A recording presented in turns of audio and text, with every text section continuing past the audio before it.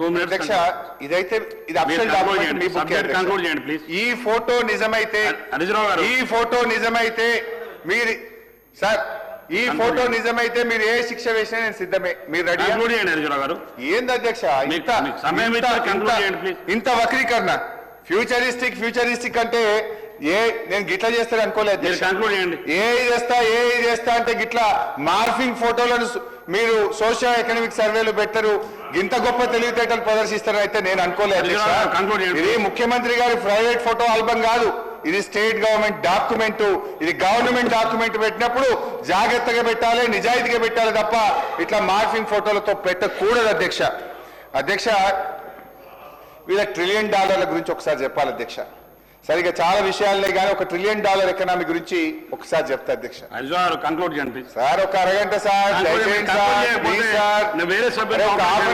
Kindly sir ఒక half an hour. గౌరవం కోసం మీకు ఇన్నిసార్లు అవకాశం ఇస్తున్నాను, మీరు కంక్లూడ్ చేయమంటే మీరు కొత్త విషయాలు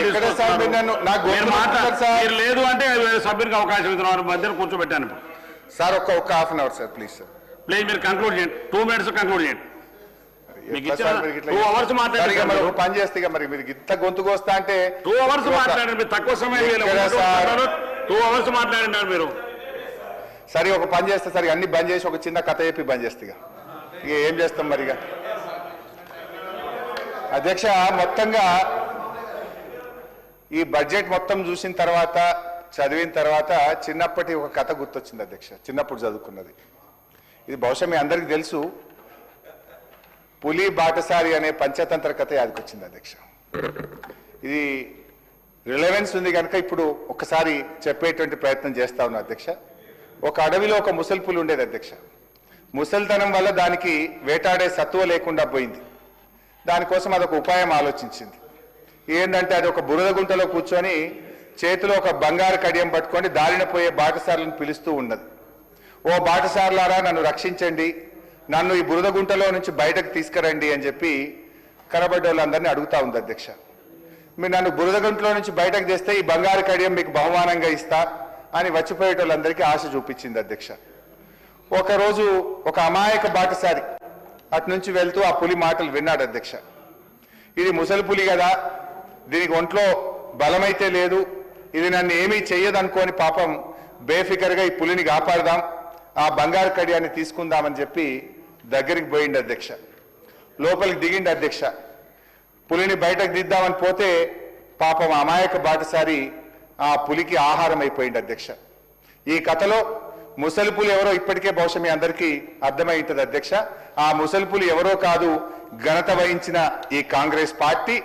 అది ఆశ చూపిన ఆ బంగారు కడియం మరో పేరే మీ 6 గ్యారెంటీలు అధ్యక్ష. అధ్యక్ష అదే ఆగుపోయి కంక్లూడ్ చేస్తే ఆగు, కొద్ది ఆగు, చేస్తా అధ్యక్ష. అరే ఎందుకు పోయి అంత, అరే సార్ స్పీకర్ సార్ అట్లా చేయకండి సార్, మీరు కొంచెం ముగిస్తాను. మళ్ళీ కొత్త కథ మొదలు పెట్టింది. నిన్న బట్టి గారు ఒక మాట, బట్టి గారు నిన్న మాట్లాడుతూ ఒక మాట అన్నారు అధ్యక్ష. వారు బడ్జెట్ ప్రసంగంలో 4వ పేజీలో చెప్పారు, మభ్యపెట్టే మాయ మాటలు చెప్పడం, ప్రశ్నించే వారిని దూషించడం మా నైజం కాదు. బాధ్యతతో ఎవరు ప్రశ్నించినా బాధ్యతతోనే వారికి సమాధానం చెప్తాం. ప్రజల పట్ల ప్రజాస్వామ్యం పట్ల మాకున్న చిత్తశుద్ధి అన్నారు.